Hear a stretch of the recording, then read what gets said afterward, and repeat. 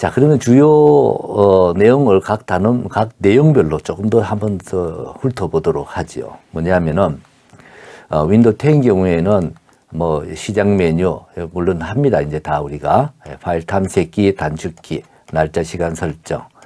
그다음에 원드라이브와 윈도우를 어떻게 엮을 쓸 것인가, 스티커 메모의 기능. 그다음에 윈도우 10에서 화면 캡처 기능들, 뭐 이런 것들도 한번 볼 거고요. 그다음에 시스템 관련한 시스템 정보, 그다음에 작업 관리자, 가상 데스크탑, 원격 데스크탑 이런 것들을 우리가 윈도우 10에서는 수업을 할 계획입니다. 자, 한글에서는 뭐 여러분들 다 사용하고 있기 때문에 주로 많이는 얘기를 하지 않고 글자 모양과 특수문자, 겹쳐쓰기, 한자 쓰기 이거 관련해서 제가 문자 코드에 대한 얘기도 좀 드릴 겁니다. 가장 그거는 이론적인 얘기가 되겠고, 문자 코드가 도대체 뭔가 여러분들 다 알고는 있어요. 뭐 한글은 뭐 KS 코드에 영문 코드는 1바이트에다가 한글은 2바이트다 이렇게 했는데 과연 지금도 그 말이 유효한가? 뭐 이런 부분에서 그러면 그것이 어떻게 돼 있는가? 근데 신기한 것이 여러분들이 해외여행을 이렇게 하다가 보면은 외국에서도 크롬을 띄워가지고 한국 사이트에 들어오면 한글이 보입니다. 과연 이게 언제부터 그렇게 됐을까요? 어떻게 이태리나 호주나 러시아에 갔는데 어떻게 한글이 막 나오느냐 이런 부분에서 문자 코드에 대한 얘기가 제가 말씀을 드릴 겁니다. 뭐 결론을 먼저 말씀을 드리면은 과거에는 컴퓨터 초반에 컴퓨터가 보급되고 있는 시점에서는 각 나라별로 자기네들 글자를 위한 문자 코드를 자기 나라가 자체적인 표준을 가지고 있었습니다. 그러나 인터넷 시대가 슬슬 시작되지 않았어요. 본격적으로 시작되기 전이죠. 전 세계가 하나가 되어 있는 정보 교환을 해야 된다. 이렇게 해서 국제 표준화 기구에서 지금 현재 각 나라의 문자 표준 코드를 하나로 만드는 그러한 문자 코드를 개발하게 됩니다. 그것이 국제 표준화라고 하는 단위 기관에서 하기 이전에 그 업체가 산업체가 필요로 해서 만든 거죠. 그래서 그 코드 이름이 소위 여러분들 이미 들어봤을 거예요. 유니코드라는 것이 있습니다. 유니코드라고 하는 것은 그 말 그대로 유니 하나의 코드다. 뭐가 전 지구상에 있는 모든 나라의 문자 코드가 하나로 되어 있는 유니코드가 바로 그것입니다.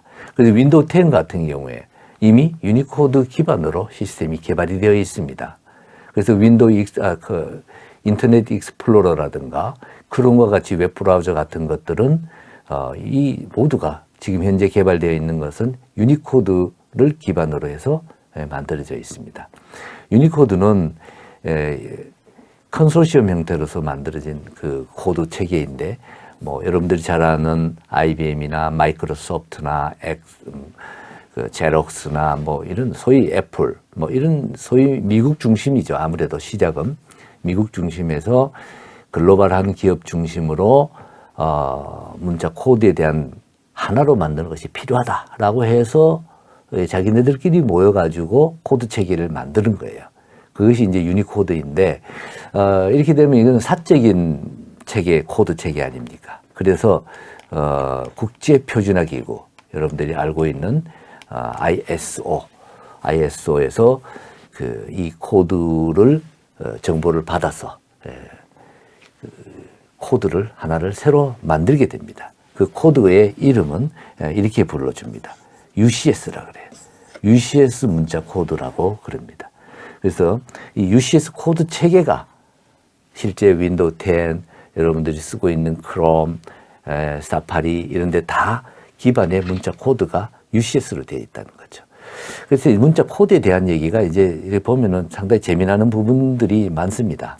그런데 이제 한글 같은 경우에는 다분히 한국 지향적이기 때문에 이 문자 코드에 대한 기본 개념만 이제 알아도 될 정도가 되겠습니다. 그 다음에 이 한글에서는 이제 문서 편집, 문단, 쪽, 표 꾸미기 여러분들 잘 쓰고 있는 겁니다. 이미 다 잘 쓰고 있는 것이고, 그 다음에 도형 개체.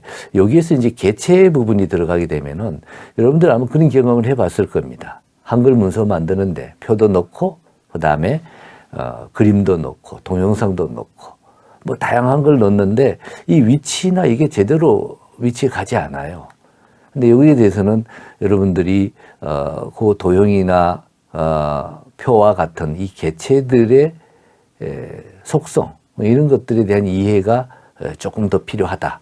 그렇게 되면은 내가 원하는 위치에 도형이나 뭐 동영상이나 그다음에 이 사진 같은 것들을 자유자재로 배치를 할 수가 있게 됩니다. 뭐 이런 것들도 제가 좀 언급을 하려고 합니다. 그 다음에 개요번호 스타일. 사실 제가 좀 많은 부분에서 좀 초점을 맞추는 것 중에 하나가 바로 이 부분이 됩니다. 우리가 문서를 정리를 하다 보면은 뭐 1, 1.1, 1.1.1, 그 다음에 뭐 괄호 1, 뭐 이렇게 넘버링을 하지 않습니까?